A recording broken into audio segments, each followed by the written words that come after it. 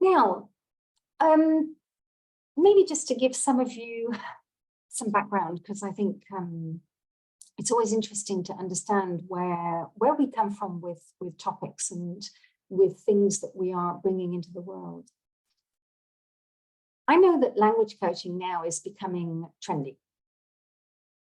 However, in the year 2000, I actually started working in Germany in a school, and that particular owner of the school 23 years ago said to me, Rachel, I want you to do language coaching. Now, 23 years ago, as you can imagine, there was absolutely nothing in the market about language coaching. And the reason that he was interested in it was because he did a master's in education and one module was coaching. And that inspired him to say, right, I want to bring coaching into language learning. And it was the first time I heard about it 23 years ago. And when I asked him, what is the difference between language teaching, language coaching, all he said was, follow the client. And as you can imagine, that was not much of an idea or instruction how to be a language coach. So through those next 8 years, from the year 2000 to 2008, 2009, I went on the journey of developing as a professional coach. I developed as a brain-based coach with David Rock and his, in those days, it was results coaching system. And he now is the head of the Neuro Leadership Institute in New York. And then I went deeper into the neuroscience. I was teaching, training, coaching my clients. At one point, at the height of that sort of teaching career, I had a portfolio of 50 clients by myself. And that's when I was really developing and shaping and testing and trying elements with language coaching. So my journey was to become an ICF professional coach, plus a brain-based coach, plus going deeper into the neuroscience and the neuropsychology, plus bringing it to the language knowledge that I had. So through my language years, I started off, French was my first language, with Latin and Greek at school. Then at the age of 15, I taught myself Spanish because I fell in love with a Spaniard. Then I moved into Catalan because I was living in Catalonia. Again, no lessons, just living here. Then I moved into Italian because I was living in Italy. Then German, and now coming into other languages like Russian, Greek, a little bit of Arabic, which I've been playing with. Mina, one day you'll have to test that out with me. And that was my journey a little bit. Now, I'm conscious that now, 23 years later, we're starting to see how the market is exploding with coaching, language coaching, and it's now 11 years that we have been working with neurolanguage coaching. Now, I'd like to just check in with all of you because I'm curious what all of you are experiencing in your markets. So how is this sort of topic of teaching, coaching, training, language coaching? Just some key messages in the chat box, or if you want to come on the microphone, with pleasure you can.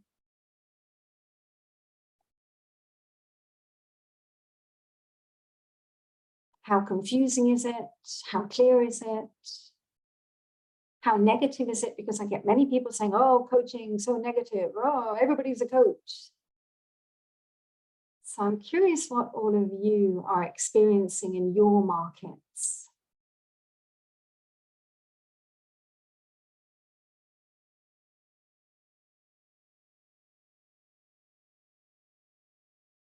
I can see some of you writing. Veronica, you're a teacher. Veronica, remind me which country you're in. I'm in Romina, English teaching. There are coaches everywhere. Veronica, Mexico. Yes. Simona, teacher. Yeah. People still don't know what language coaching is. Yeah. You teach English. Camila. Olga, not everybody understands the profit of coaching nowadays. Yeah. Maybe the benefit there, I think. Really that sort of question of benefit. Right. Okay. Luisina, English teacher. Virginia, they're cautious and skeptical in China. Yes. Carla, you're an English teacher as well. Yeah. May I say that I personally believe that all of you probably intuitively are coming into a coaching approach. Now, one of the reasons for this, I believe, is because the learners have changed. And we are trying to adapt to the learners of today. So I can guarantee that most of you are starting to shift and shape what you do, adapting to the learners, the young ones, the teenagers, the adults, all of them. Yes. Now, let's just move on, because we are going to look at the concept of coaching, we're going to look at the concept of language coaching, and we're going to look at the concept of neuro-language coaching, because for me, they are three clear-cut different products. Now, in 2017, when I actually wrote the book on neurolanguage coaching, I started to bring in some elements of what I believe coaching is bringing to the learning process. Now, as I said before, I do think many of you are already bringing this in.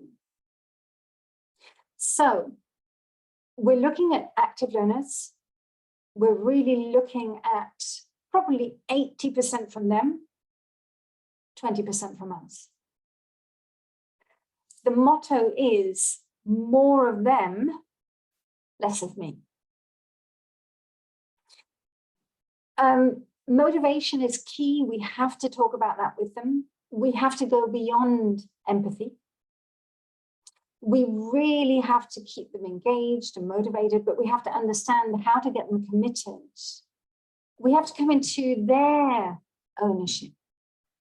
So we have to do less. We have to be flexible and adapt to them. Every learner is going to be different. Now, I would say in coaching, no books are involved. You are the resource. You are the knowledge. And I can guarantee that most of you can sit there and in a coaching conversation, you know how to bring out grammar areas, topics, conversations, stimulating them. Equal status, so there's no status involved. You know, teachers often, there is that sort of feeling of status. Here, no. In coaching, there is an equality, coach, coachee. I'm accompanying my learner. No judgment. And we're constantly matching their needs. What do they need? How can we get them focused? And the style changes. We become non-directive. Teachers are very directive. We become non-directive. Right at the bottom of this list, I think, is something that we never really think about when we are teaching. It's the question of how cost-effective are we? And this is the shift in focus, because in teaching, we don't really concentrate on what we are doing, whereas as a coach, we are constantly focused on the service that we offer. So it's a service industry. It really changes the mentality of the industry. Now, as I said earlier, my greatest desire is to see how we can bring clarity, not only to us, but also to the market, to the learners, because I think learners also are now getting confused with everything that's on offer. Now, I just want to go through a little bit the development, because we have come to this product, which is called Neurolanguage Coaching. The neuro started to develop in the 1970s when we started with the technology. The neuroscience began to really have the right technology to be able to see the brain, understand the brain, do the research into the brain, into learning. And we've had now 50 years of neuroscientific research. In the 1990s, we had neuroeducation starting out. And in the 1970s as well, we had the development of life coaching, business coaching in the US. Now, we're going to look at that a little bit more in a minute, but all of this is coming into, I would say, the trend at the moment. And what I often think is that we are now at a point in everything that we do where we are embracing everything from the past. And I'm going to say embracing it full-heartedly, not saying anything was wrong, no negativity, no criticism. Everything we've done has been right. But now it's like we're embracing all of it. And we're looking at how can we now enhance what we do? How can we really reach the learners of today who are struggling so much? The new generations of today are totally different to the generations of the past. And I do think that we can bring in so much into what we're doing today. And it really is this connection of brain, heart, and intuition. Everything to enhance the learning. Now, let's just take a walk around coaching. And I mean pure coaching.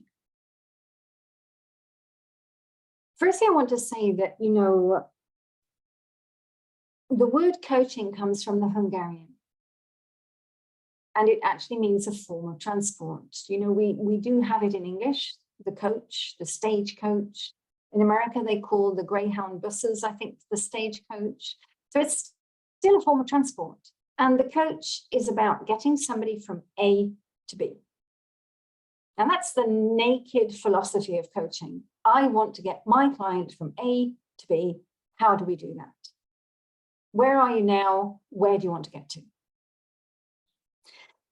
15th, 16th century, coaching was used for a tutor, a private tutor. So we could say that actually in the 15th, 16th century, it was used as a synonym for a teacher.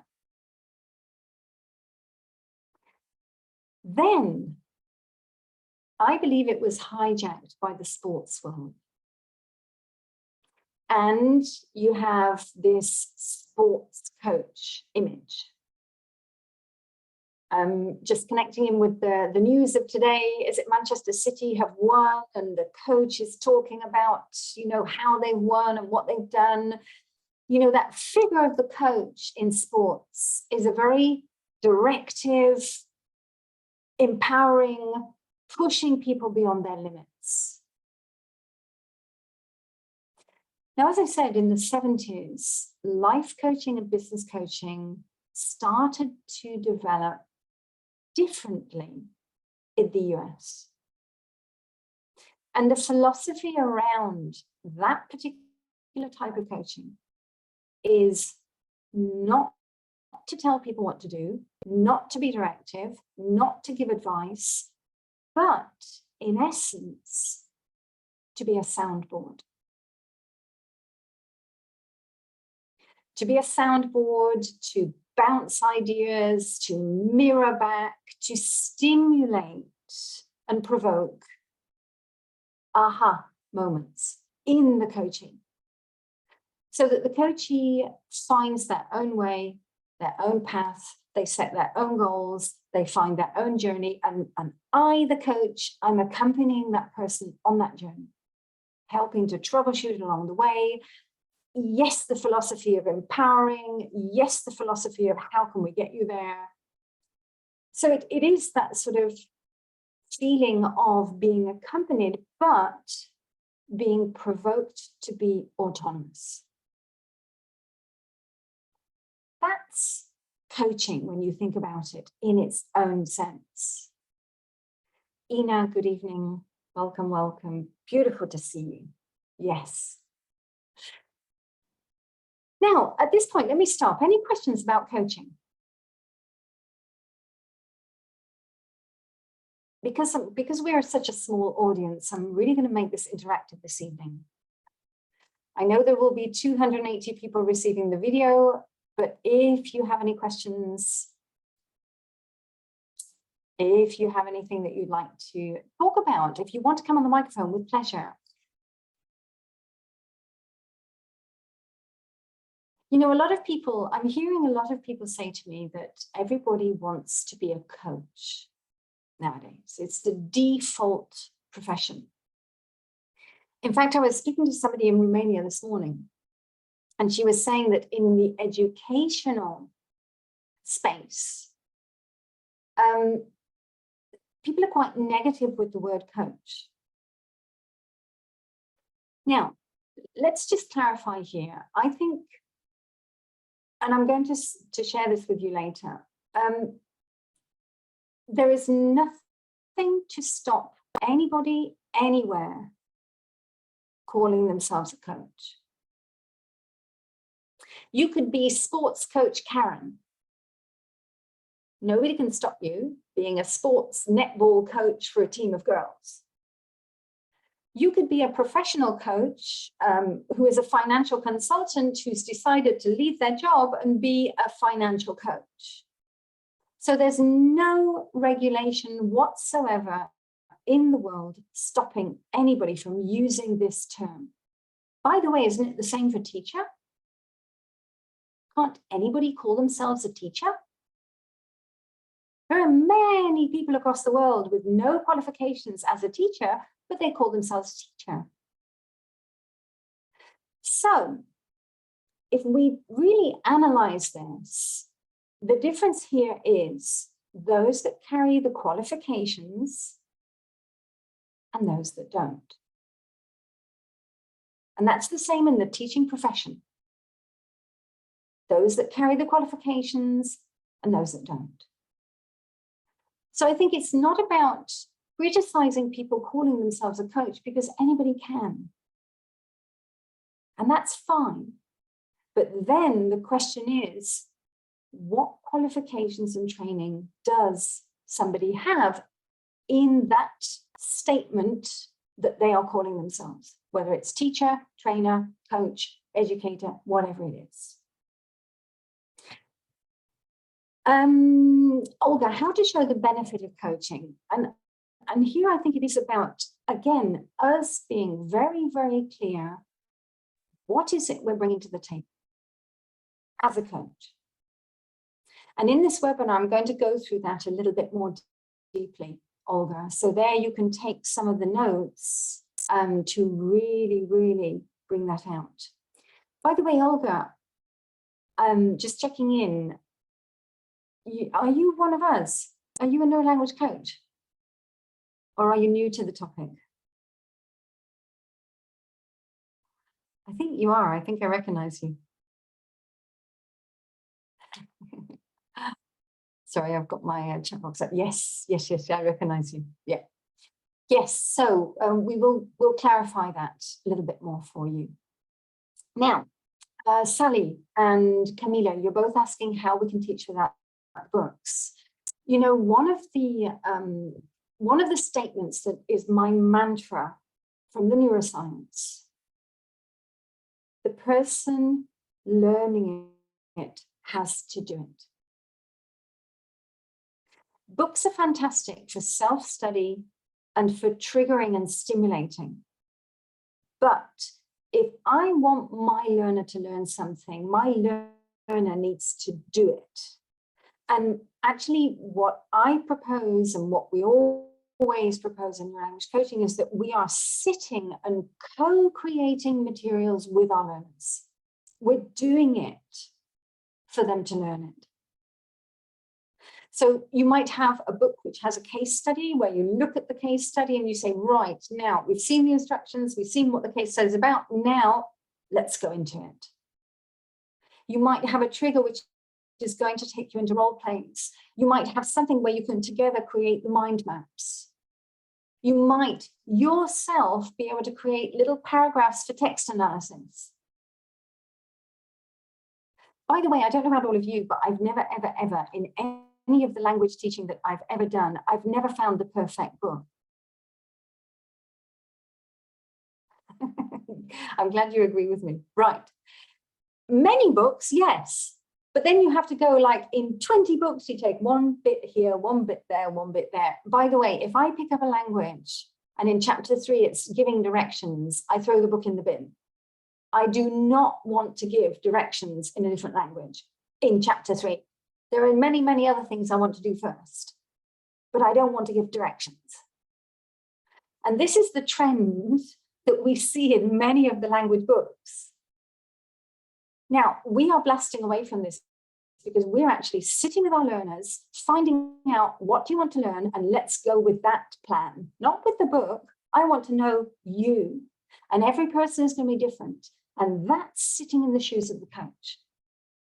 Coaching is about spontaneity. It's about adapting. It's about really finding out, what does my client want? A, how do I get in there? B. That's coaching. Now, let's just go a little bit further with this. Sally, isn't that good, just good teaching? Yes, it is. Yes, I totally agree. And this is where I say a lot of you now are adapting to it. But now, how can we enhance that even more? That's the question for each and every one of us. And that's where we're going with step by step. We're going to go through this with the webinar. Now, let's just have a look at coaching in education. Coaching in education has been around for a long time, everybody. So it's not something new. Now, the one thing I do want to bring out is this particular quote from 2020 in the research, which I think actually sums up the dichotomy that we face. How can you bring coaching into education? Because coaching is about being non-directive. It's about stimulating the answers. It's about getting them to discover. Teaching is about telling people, this is it.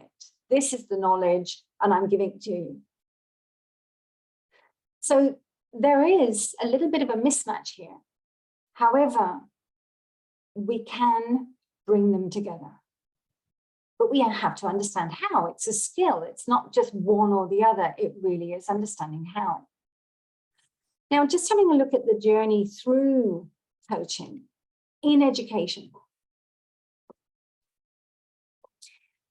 As I say, coaching in education has been around for a long time, but mostly in the US.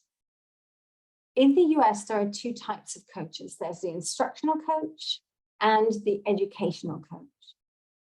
Now, the instructional coach normally works with teachers, coaching teachers to improve their process, if you like, to improve their teaching strategies.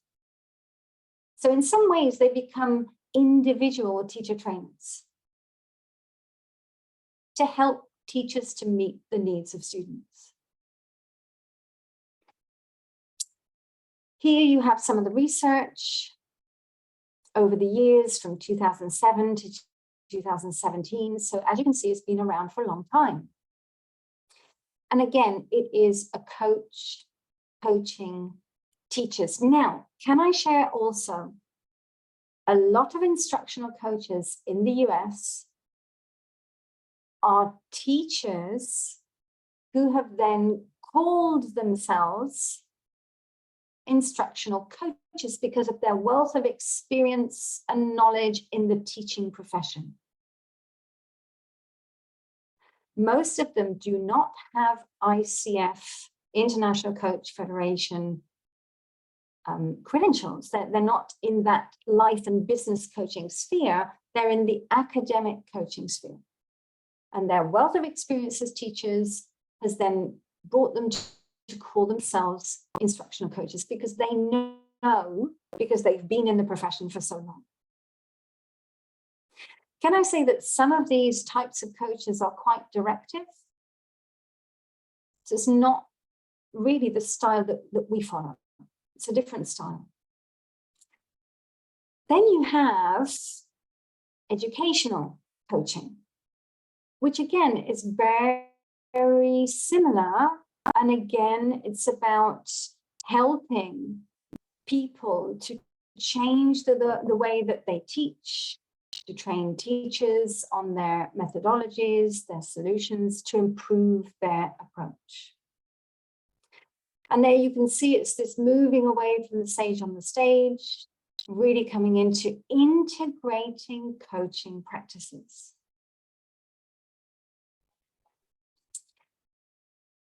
Olga, did you want to jump on? I saw that the microphone went open there.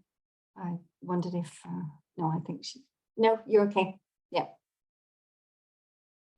Now, in the educational coaching, you do actually have two types. You have the teacher-centered, obviously making teachers more aware of strategies in class and the way that they approach teaching.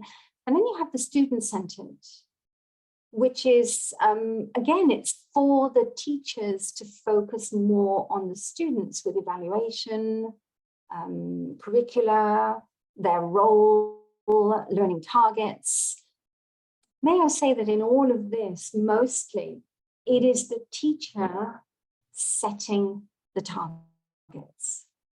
It is the teacher setting the goals. Now, where we are going with neurolanguage coaching, we actually turn that on its head and we get our learner to set their own goals. Because we're talking about learner autonomy here. If you go to the real essence of coaching. Now, just to give you some feedback on that impact in coaching. This was actually the impact of a coaching and mentoring program in a secondary school. And it really did demonstrate an impact on the teachers and the way that they were delivering. So 2007 already, we could see how coaching teachers was helping them enhance their learning processes.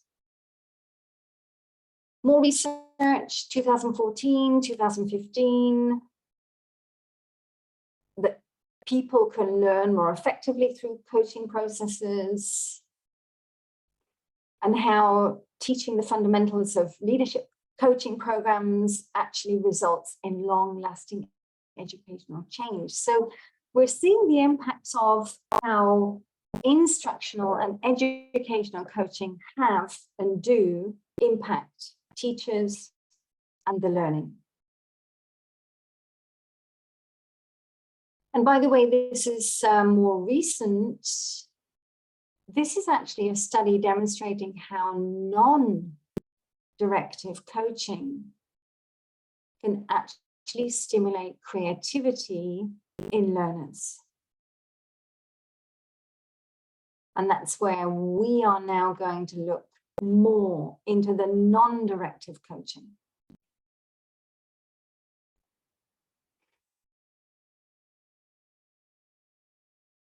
So we've looked at the educational and instructional. Now remember that most of these are teachers who have become or call themselves coaches. Where we're going now is actually to this question of, I'm going to call it professional coaching to make it different, because these are where you have accredited, credentialed coaches. We started off earlier and we said anybody can call themselves a coach. However, there are certain institutions across the world setting out the standards, the guidelines, and the ethics for the coaching profession. And this is where coaching training is brought through them, and there are credentials credentials and accreditations. Now, the major one across the world is the International Coach Federation. It's the most recognized all over the world. They call them chapters in different countries. So branches, departments, whatever you want to call it. The headquarters is in the US. It is in fact a non-profit organization. And the purpose of this non-profit organization is to set out, as we said, standards, guidelines, ethics for the profession. Now, there are all of these others who also set out programs, training, standards, and together they are creating the standardization for this profession. Now, the interesting thing will be one day, everybody, if they do start to regulate this profession. That's going to be very interesting. By the way, just as an anecdote, can I just share with all of you, this is really anecdotal. When you go into sports, you can be a sports coach. You can just call yourself coach. And normally sports coaches aspire to go to university, get their degree to become sports teachers. So it's totally the opposite to what we are doing. We are teachers who are now coming into coaching as that next step. They do it the other way. Coaches come into teaching as the next step. That's just an anecdote for all of you to think about. So let's go back to what we were saying. You know, in the 1970s, we saw the development of life coaching in the US. This came into business, it came into executive coaching. You've got so many different types of coaching nowadays. Team coaching, intuitive coaching, career coaching, marital coaching, health coaching, anything could have that label with coaching, and now language coaching. The major style with this particular type of coaching in the 1970s was non-directive, is non-directive. I am not there to tell you what to do. I'm not there to give you advice. I'm there to stimulate, provoke, be the mirror, be the soundboard. That is the essence of this type of coaching. It's not therapy, it's not psychotherapy. If you ever hear anybody talking about coaching, oh, it's dangerous because it goes into psychology. No. Coaching does not go into therapy or psychotherapy.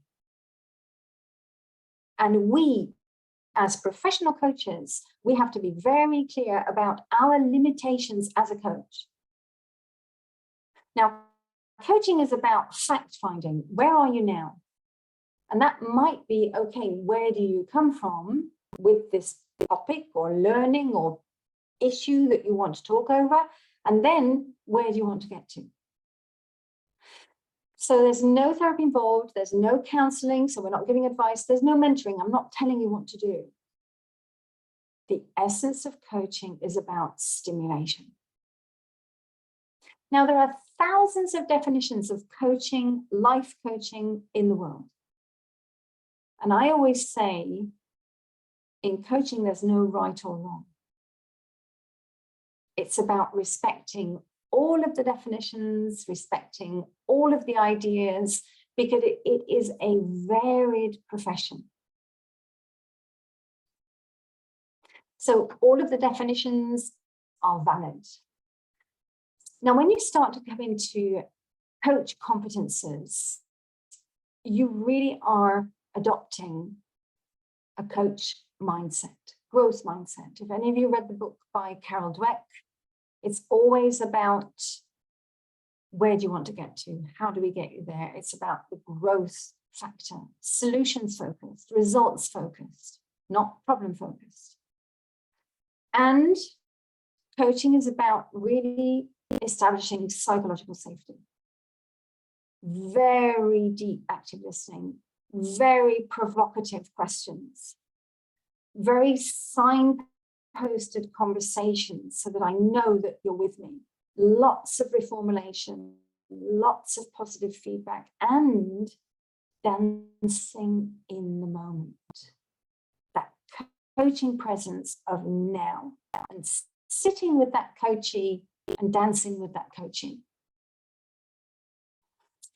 Now, as I mentioned, the ICF do have credentialed coaches. So I am actually a PCC credentialed coach, which is a life coach.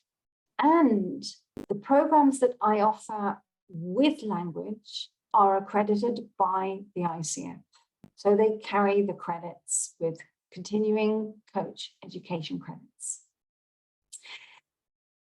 And these are the competences that you really are integrating into your coaching conversations. And these are the competences that we are integrating into our language coaching practices. And each competence has depth to it. So there are certain things that we are bringing out in each of these, manifesting them in the language learning process.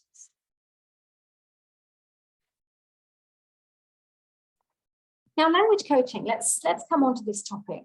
We've looked at pure coaching, life coaching, business coaching. That's a topic of its own. Now, what do you all think to language coaching? Let's get some feedback. And if anybody wants to come onto the chat box, please, into the microphone, you're welcome to. And I'm coming into language coaching, not neurolanguage coaching, language coaching.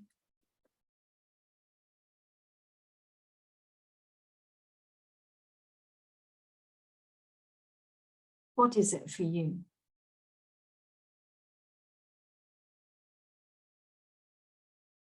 I guess that's why you're here. Luisina, yes, please.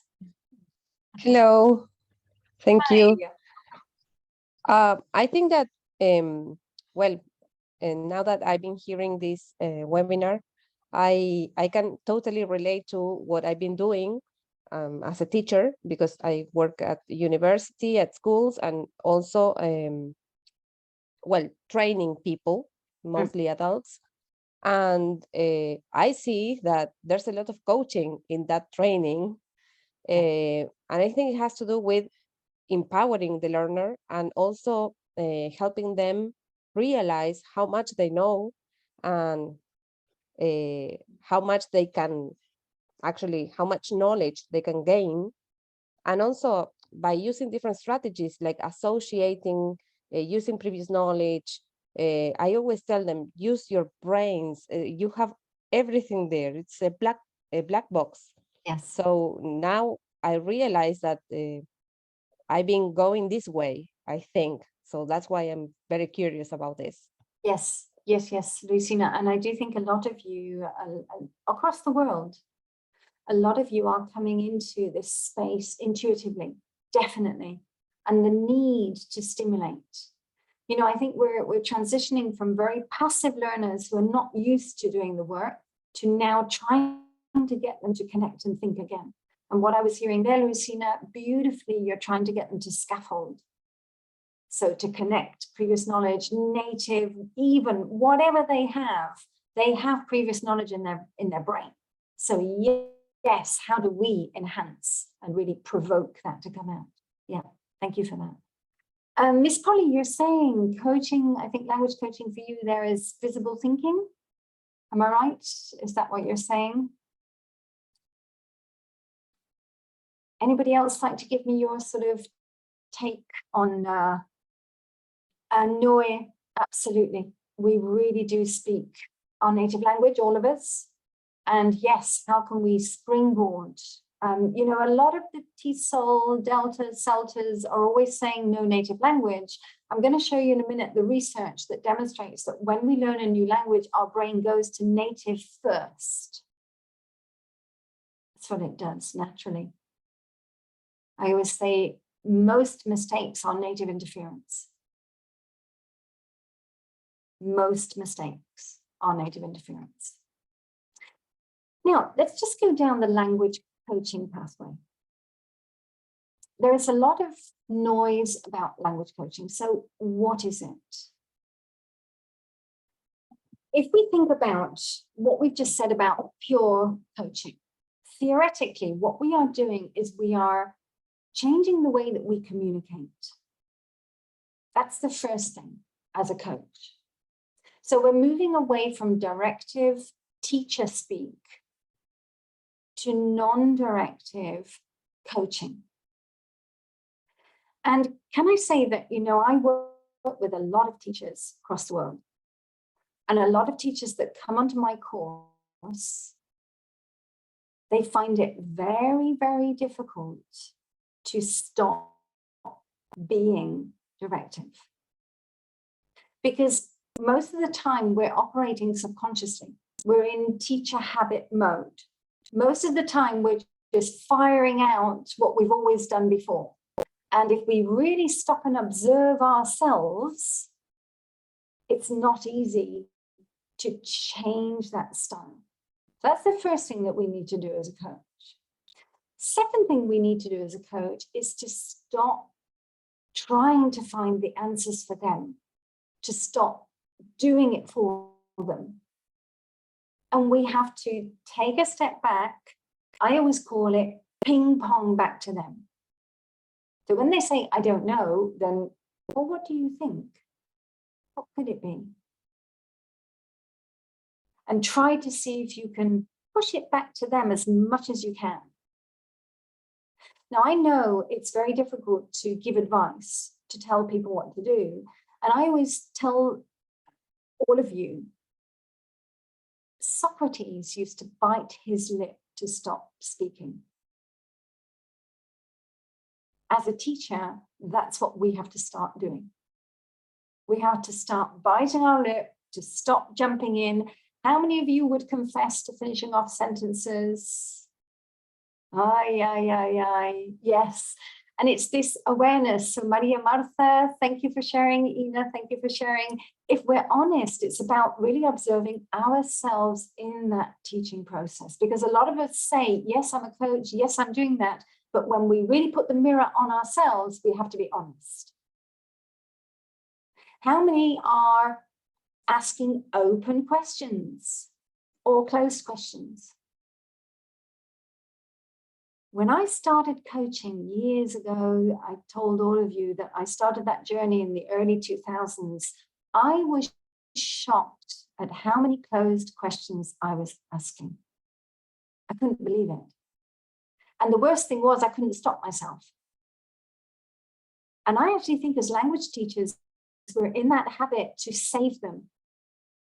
We try to give them easy questions so that they don't have to speak too much. Goodness, isn't that the opposite of what we want? We want them to speak. And all we're doing is shutting them down into a yes, no, yes, no. So again, open questions. So language coaching, firstly, has to address the style and delivery and communication of the coach. And that transition from teacher to coach communication. Secondly, there are many nowadays, obviously there are many coming into this topic of language coaching. Out of curiosity, just give me a quick hands up if any of you have done any coaching courses. I mean, pure coaching. No? Nobody, okay. Nabila, yes. By the way, Nabila, congratulations. You've just become an ACC, I believe. Am I right? I think you have. So congratulations for that. Yay! Yes. How many of you know what a coaching model is? The first coaching model, Eugenia, you do. Right, the first coaching model was developed in the 1970s, and it was the GROW model. Now, a coaching model, Virginia, yes, I know that you know. Super. And Nina and Olga, you should all know the GROW and some of the models. Now, a coaching model means acronym. It's an acronym which spells out goal, reality, obstacles, options, way forward. Ina, you've done some workshops, but no course. Yes. Somebody, I think, wrote Oscar. You've done the Oscar. There are many models out there. Now, a model means it's a pathway for me to follow through the conversation. So as a coach, I would start off with the G. What is it you want to achieve? Let's set the goal. And you go into that conversation to set the goal. Then you go into reality. Where are you now? What have you tried so far? What's worked? What hasn't? So what is your reality at the moment? Where is A? We've got B. Let's find out where A is. Then we go into obstacles, what's stopping you, what's blocking you, or options. What could you do? What are the alternatives? And then we go into the pathway forward. How are you going to get there? So as a coach, I'm following a model.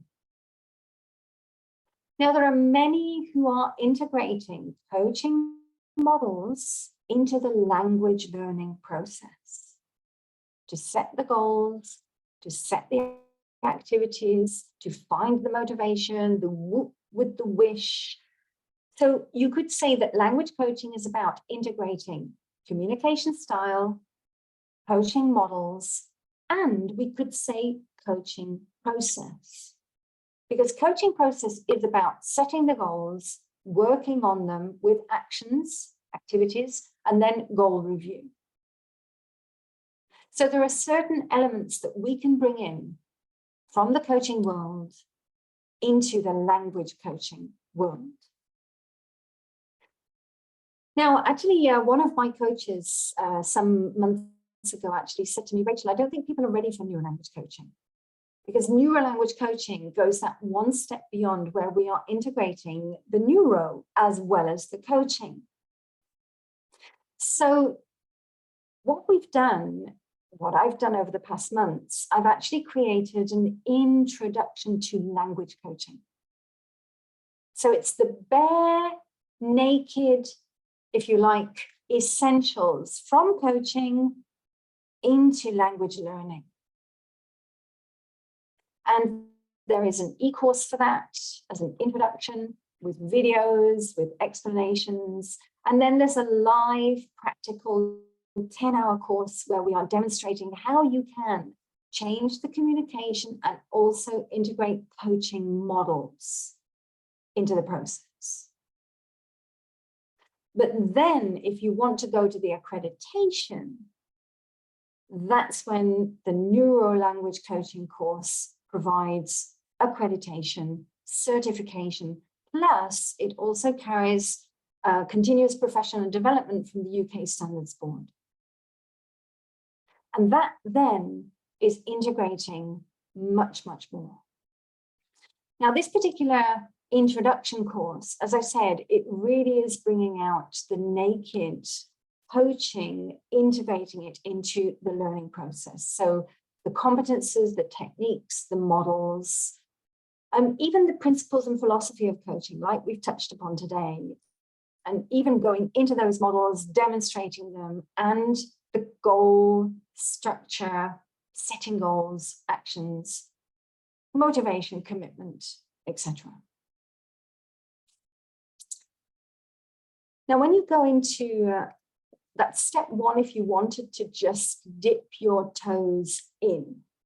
And by the way, there are many other courses where you can dip your toes into language coaching.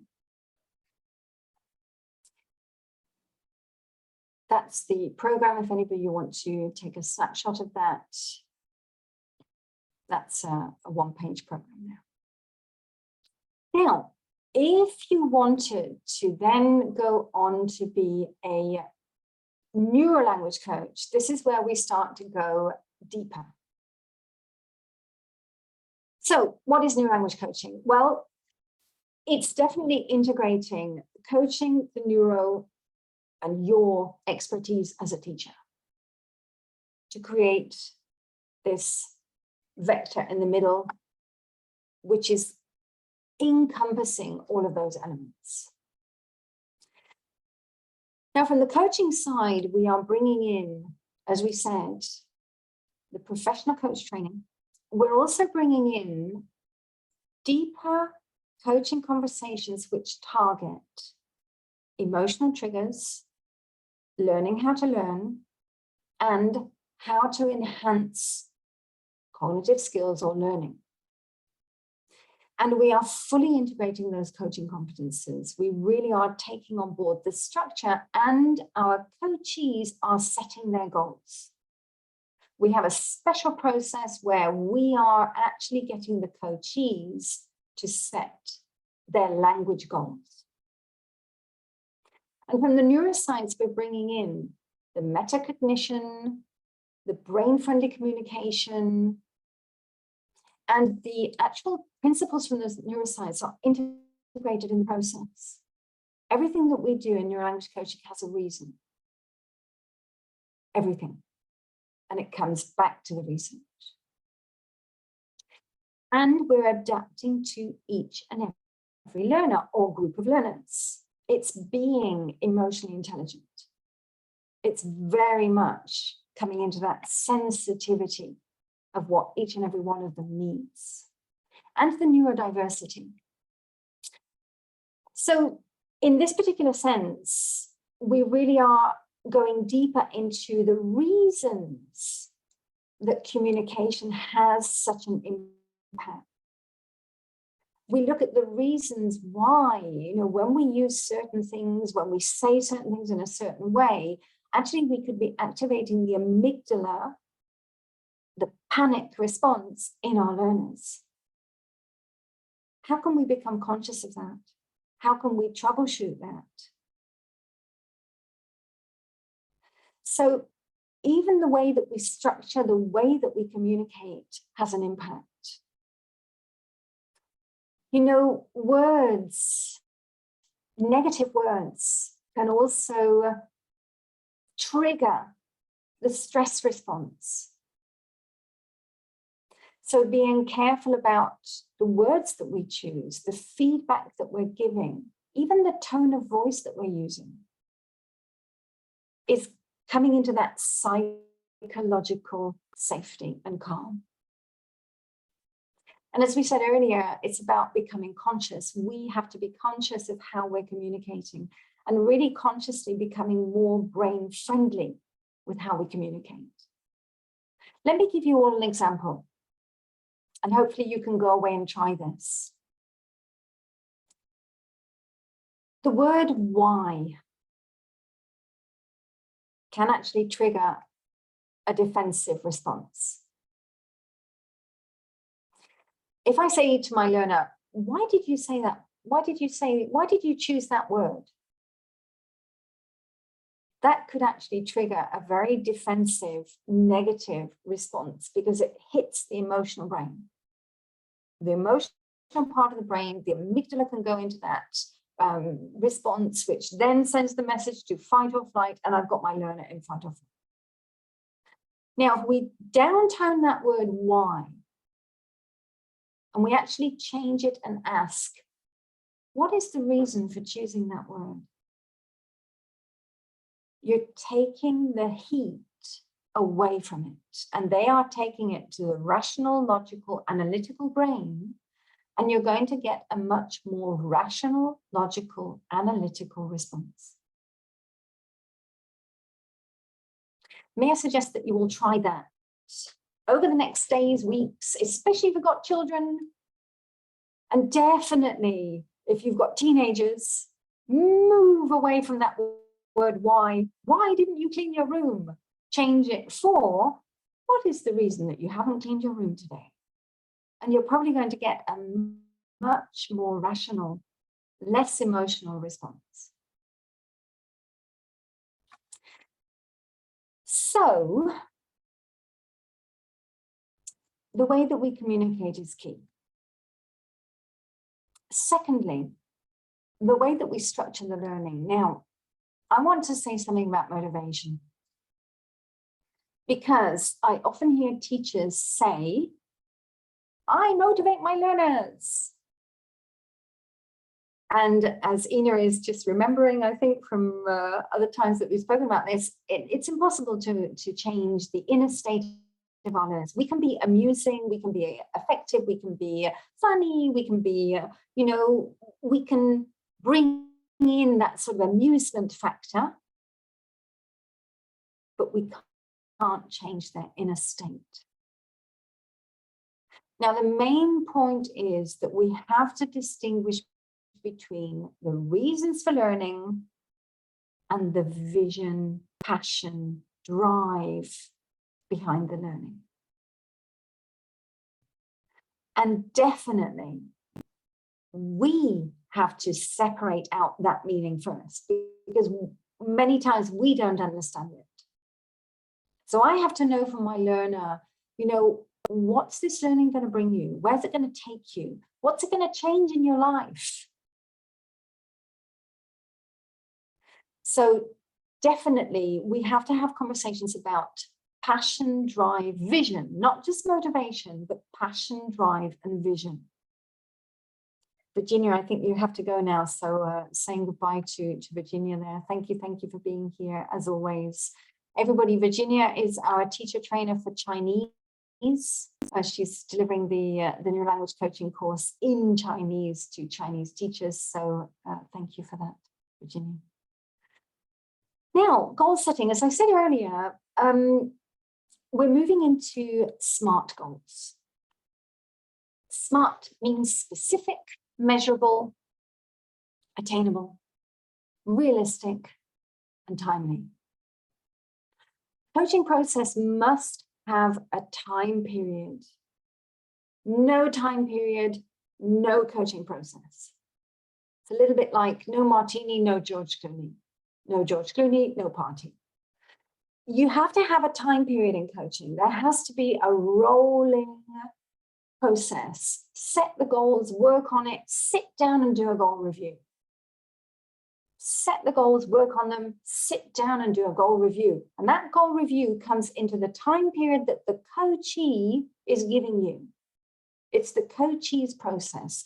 They have to take responsibility, ownership, etc. It's their learning process. Now, we have a specific way of doing the goal settings. We do mechanical goals, which is grammar focused, grammar, structure, pronunciation, and mastery goals, which are focused on functional language, not grammar. So we have two different types of goal settings. And there is a reason for that, because in the grammar, I want to get them into the rational, logical, analytical thought process. In the mastery, I want to get them into the flow. That's the reason that we have two different goals. Now, the way that we do it, we actually get our learner to set their language goals, but it's the expertise of the Neurolanguage Coach with the questioning in that goal setting that gets them there. And there, it is very much about understanding how to get them into specific goals. I always say, if you've ever seen that movie with Sandra Bullock, Miss Congeniality, the beauty contest movie, and all of the beauty queens, when they say, what do you want if you win this competition? World peace, world peace. Everybody says world peace.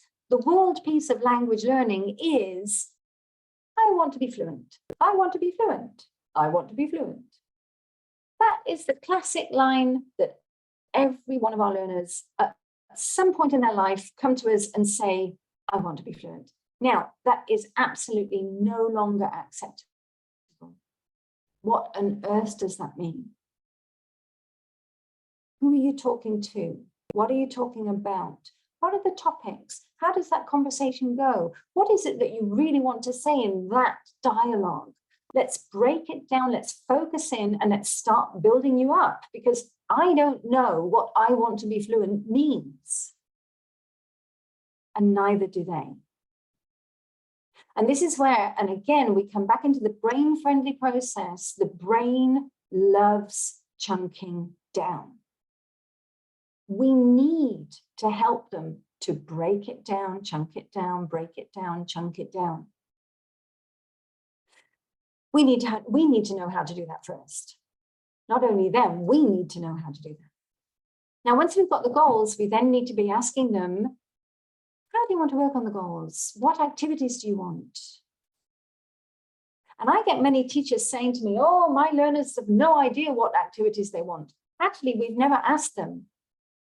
Actually, we need to ask them to find out. And you may be surprised. I had one of my coaches who was in London doing the course with me. And in this part of the course, she said, oh, no, they've no idea. She went home, asked one of her learners, and her learner instantly said, I love reading aloud. That's how I learn best, when I read something aloud. My coach said she nearly fell off her chair because she said that was the last thing I would have ever thought on earth because I hate it. So it could be that they are going to come out with something that we have never, ever imagined that they may come out with. Now, Angela Eleonora, thank you for that. Yes, there are many who have no idea. And many of them, the problem is that they have only done what they did at school. So they really have no idea. Now, in that case, I would say, right, now, if you really have no idea, how would you feel about discovering with me? And how about we try different activities and you go on that journey and you tell me what works for you? The reason I'm asking you to tell me is because we need to find things that are going to help you to learn. If I give you an activity that you hate, you're not going to learn, or it's going to take you twice as long to learn. If I give you something that you love, you're going to get stuff instantly. You're going to have the right chemistry, you're going to have the dopamine, the serotonin, the anandamide, endorphins, and you're going to love it. And the more you have that chemistry in the brain, the more it's going to stick. So there, it's about giving them choices. But again, to give them choices, we have to know, what are we bringing to the table? We have to also be ready with those menus. Yes, Miss Polly, we're going to come to that in a bit. So we're changing the learning conversations. We really are using conversations for emotional triggers, compassionate conversations, troubleshooting learning problems, learning how to learn. And when we are in that teaching space, and I'm going to say transferring knowledge, we use a coaching model that allows us to interact. We're no longer just explaining stuff. We're interacting all the way. Whenever we come into transfer of knowledge, teaching new information, we've got instant interaction with it. We're totally moving away from explanations. Now that's the coaching that we're bringing in. We've got coaching models that we bring in as well. Now let's have a quick look at the neuroscience. Now, from the neuroscience perspective, there is a lot that we are bringing in. The first statement is every brain is different. And we have to adapt. I always think that we're moving into a new era in education. This is the era where we, the teachers, adapt to the learner and not the learner adapting to the teacher. That's stopped. We're now going to neurodiversity. We have to adapt to them. This is my favorite research relating to metacognition, and we're coming into metacognitive learning processes. This means that we also talk to our learners about the brain, about how we learn, about how to optimize and maximize, how to manage emotional states, about flow state, brain waves, enhancing learning. So we are constantly bringing this information to the learner, and we're also getting the learner to be metacognitive about self. Now, this particular research, 2019, demonstrates that it has an impact when we bring this information to learners. it leads to better performance, better results, and more motivation. So it does have an impact. But to do that, we have to know how to talk about the brain. We have to know how to explain about neuroplasticity, how to explain about neurons, how to explain about neural networks, how to explain that new learning is firing and wiring, and it is changing the brain. That's neuroplasticity.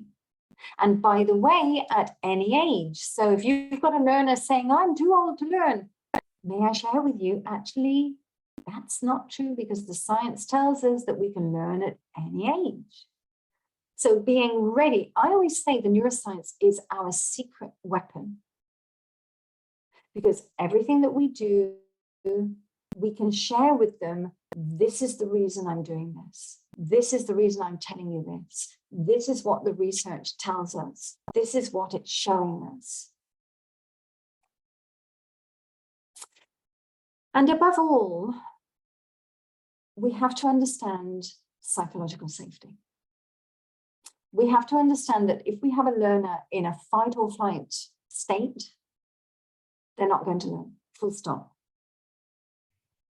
Not sure if Sally, if you're from England, I don't know if there's many other English people here, but I want to bring out a very Northern English expression here when I say this. You know, if they are in fight or flight, they're shutting down, they're blocked. And in the north of England, you would probably hear somebody say, you may as well shut shop and go home. Because there is absolutely nothing you can do with a learner in that state. What we have to do is coach them out of it and get them back into a learning state. Sally, there you go. Am I right? The shut shop and go home. I could do it with the Yorkshire accent as well. Yes, I can imagine I made you smile there. So we have to be very aware, and we have to be able to share with our learners. I talk to a lot of learners about fight or flight. I talk to them what's happening in the brain. I talk to them that the prefrontal cortex is shutting down. The hippocampus is not functioning properly. They can't, because we're in survival mode. When we're in survival mode, the reptilian brain, the survival brain, is driving the car, not the prefrontal cortex. And the areas that we need for learning are definitely not functioning in a learning state. Now, apart from understanding how to explain to them the limbic arousal, the amygdala arousal, the shutting down, we also have to understand the learning process. And I always think, you know, as if you like, a list of things, and we're going to touch a little bit on each of these. We have to know about all of this, and we have to be able to integrate it into the process and also explain it to them. So explicit, implicit learning, essential. As a child, we learn our native language implicitly through the procedural memory. We are absorbing, there's no prefrontal cortex functions until the age of 7 or 8, when the prefrontal cortex starts to develop. So everything we do under the age of 7 is being absorbed subconsciously. That's implicit learning. From the age of 7 or 8 onwards, we start to learn also explicitly. Logical, rational, analytical learning. Now, one of the major problems that we have is that learners, let's say adult learners, think that language learning is explicit only.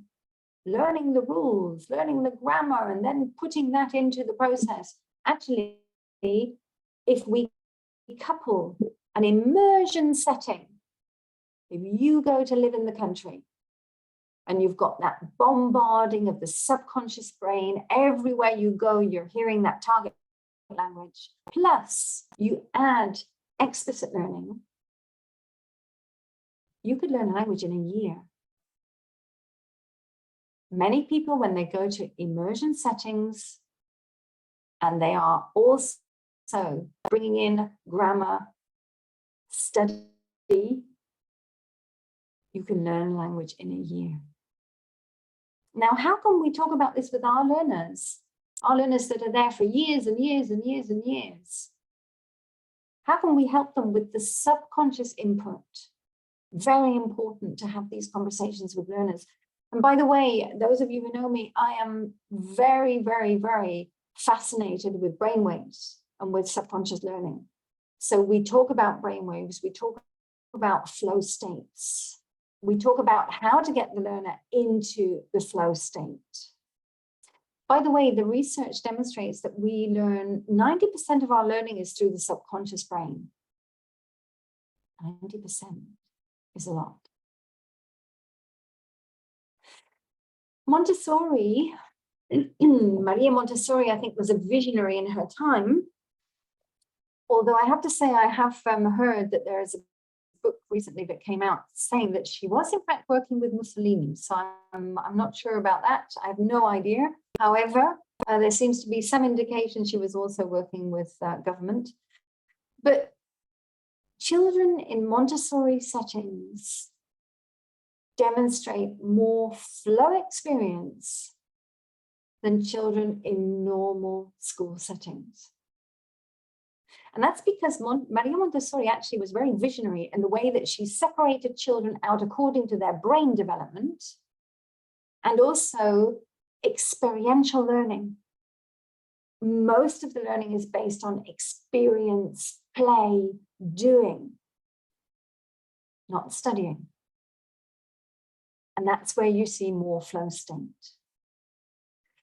Now, Miss Polly, you were talking about learning states and learning styles.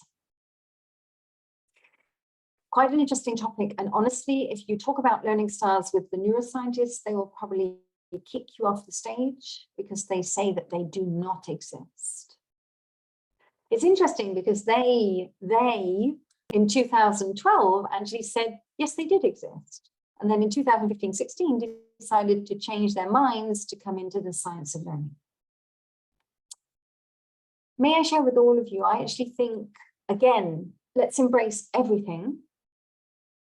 We embrace the science of learning in the sense that the more multiple channels, multiple sensory input, the better. However, I also embrace that each and every one of us, we're different. And maybe something works for you that doesn't work with somebody else. And I don't know about all of you, but I have a definite way. If I do it, I know it goes in. And that's writing. Ina, yes, absolutely. If I write something, photographic memory. If I just listen to it, no. If I see, I don't even see things sometimes, by the way. So if you walk down the street and I walk past you, forgive me, because I just don't see faces or pictures. If you show me a page of writing, I've got a photographic memory. So again, each and every one of us, we are different. How do we find out? We need to have coaching conversations with our learners. What works for them, what doesn't. If they don't know, let's discover. Let's find out what works for you. And maybe you do need multiple sensory input. Let's do it. Let's put everything to the test. That's coaching.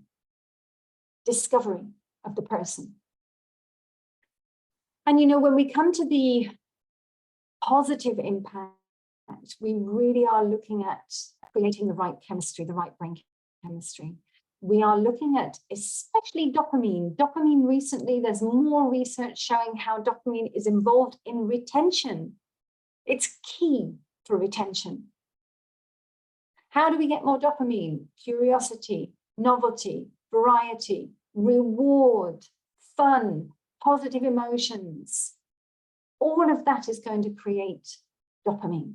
Dopamine as well is a binding chemical. It binds neurons in the prefrontal cortex. The more dopamine in the prefrontal cortex when we're learning, the more connections per second. Key. So again, we have to understand how to really orientate everything that we do, especially provoking curiosity. And here, a can't remember who it was earlier saying about the connection of language. I think it was Noé. Here you have this beautiful research from 2016 demonstrating that the brain goes to the native grammar areas first to try to scaffold. I often use it as an example here. We said errors are probably native interference. I know if I'm working with a Latin brain or if I'm working with a Slav brain. When I hear it depends of, or it depends from. And the fascinating thing is neither of them are right. But that for me is the beautiful demonstration of how the native brain is steering that ship more than we can ever imagine. Now, if I know how to provoke those connections, if I know how to also calm you down, just imagine I've got a learner, let's take Polish, let's take Russian, Ukrainian, let's take a language where articles do not exist. Czech, Slovakian. Articles don't exist. Now, my learner is struggling with articles because obviously in their brain, it doesn't exist. So if I can give that message and say, look, this is something that does not exist in your brain. Therefore, we have to create new neural connections like children, like a baby. And this topic is going to be difficult for you because you've got nothing to scaffold from. And that's the same with present perfect. That's the same with many things in many languages where our learners are struggling. That's why. If we can help them to keep calm and say, okay, this is normal that you're going to struggle. How can we help you to build those neural connections from scratch? That's going to be key. And that's going to be key for me as the neurolanguage coach to understand and also to find out, where is that mistake coming from? Share with me your native language. I know more about Polish, Chinese, Japanese, Arabic, Russian, all those languages, not because I speak them, but because I ask people about the language. And I find out where the differences are. That's key. Now, I've just given you an overview, and I'm conscious that let me just explain. I did a webinar a couple of weeks ago about coaching, language coaching, neurolanguage coaching. And there was one particular gentleman on the webinar who said, he came on and he said, well, I already do all of that. And actually it got me thinking. And I'm actually going to say to all of you on this webinar, I invite you to come onto my course. And I invite you to go through that course. And if you get to the end of that course and you have learnt nothing new, I'll give you your money back. Because it's very easy to say, we already do this, but then when you actually sit in the shoes, it becomes a totally different process. But I'm going to say to all of you, with pleasure, I invite you to do the course. And if you can really, at the end of it, say nothing new at all, then I promise, there's a money back guarantee on it. Now, just to go through the courses, New Language Coaching, we start with the first course, which is the 36 credits, the 36 CPD. And by the way, that course actually gets you to the certification and accreditation as a fully fledged neurolanguage coach. You do not need to do any of the other courses. That first course is enough to be fully fledged. If you wanted to, there are courses afterwards. So there's one which then goes into the ongoing sessions. There's one which goes deeper into an advanced level, professional level. And then if you're interested to become a teacher trainer, as Virginia was earlier.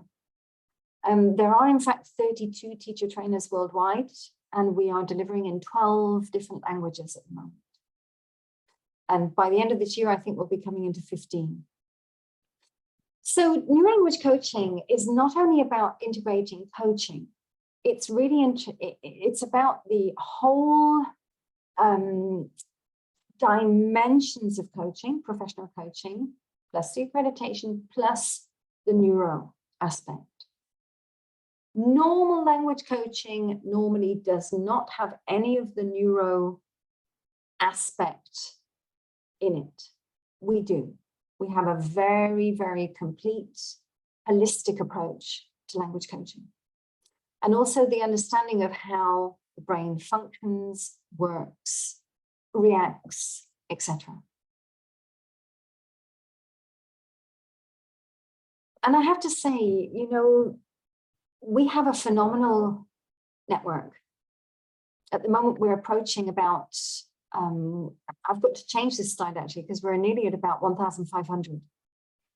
I've picked an old slide here. So we're coming up to about 1,500 across the world, where there are neurolanguage coaches in about 83 different countries across the world. And the community itself is pretty phenomenal. There is a great sense of helping each other, connecting with each other, working with each other. There's a lot of neurolanguage coaches who have too much work, and they are spilling to other neurolanguage coaches across the world. We also, after the course, I think we are some of the only, well, probably one of the only organizations that I know worldwide that offers so many free webinars, free workshops, conferences, and connections to not only the public, but also the coaches. And we are constantly offering marketing workshops. We have a network where you have access to libraries, group kind of interactions. So there's a whole world around what we do. Plus, last year we set up a foundation, and we're slowly bringing programs through the foundation as well.